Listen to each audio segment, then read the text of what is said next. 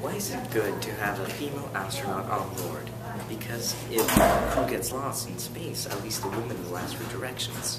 Today I'll be talking about feminism groups in modern America and how they are unnecessary. Now you might think I'm a big sexist, but I'm speaking for equality, which feminism is out to do, but it's not. So, my first point is verbal abuse. I was browsing through Tumblr and I saw a graphic of men screaming at women, hitting fists coming out of their mouths, hitting the women, smacking their hair, whatever. And I understand that our society doesn't care about male victims of domestic abuse. They account for 40% of domestic abuse cases, which is pretty much a statistic that practically no one freaking knows because we just don't care. Society doesn't really care about men. And here's the deal. If a man hits a woman, that man is a monster. But if a woman hits a man, that man is a coward. Not really, but in our eyes, the perspective of society. And really, if for the symbolically challenged, what this graphic is saying is that verbal abuse is the exact same thing as physical abuse. And right now, let's take some time and says, who really, think about it, who says that?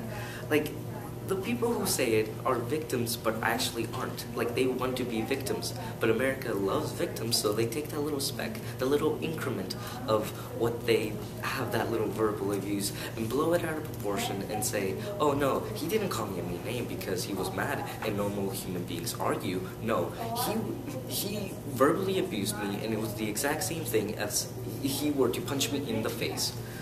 And, would you girls really do that? Go up to a girl with a real victim of verbal abuse, with a fat lip, black eye, blood dripping down her face, and say, oh, sweetie, I know how it feels because my husband called me a mean name, and that was the exact same thing. No, you wouldn't. And my second point is that double standards. I feel like women are taking advantages of their privileges of double standards. I know what it means to be a gentleman and having double standards. www.askmen.com has an article about this, and they share my views.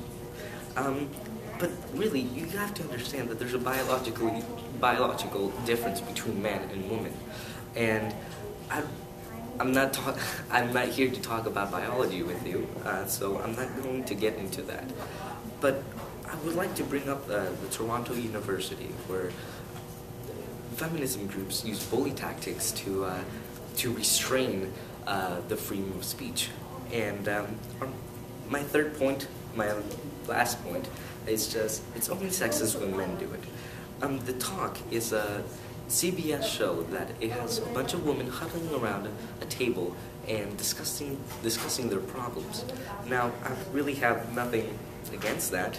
Actually, a couple of years ago, they were talking about how a woman chopped off a man's manhood, and I just don't think it's right.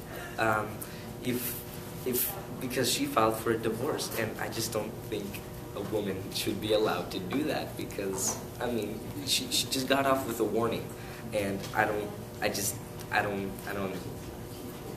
get it. The second part of the argument is just women get paid less than men do. Now, that might be true, it's just some jobs are specifically made for men. For example, like the army.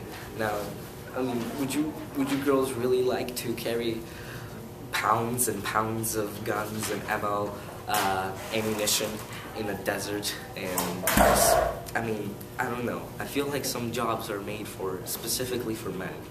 And the second part of the argument are the sexist jokes. Now, I do think that they could be inappropriate, but they're meant for comedy. They're not meant to be taken seriously. And I don't really think women should get all mad over that. So in conclusion, I've talked about how feminism is unnecessary for modern America, and how it shouldn't be necessary for America. I've talked about verbal abuse,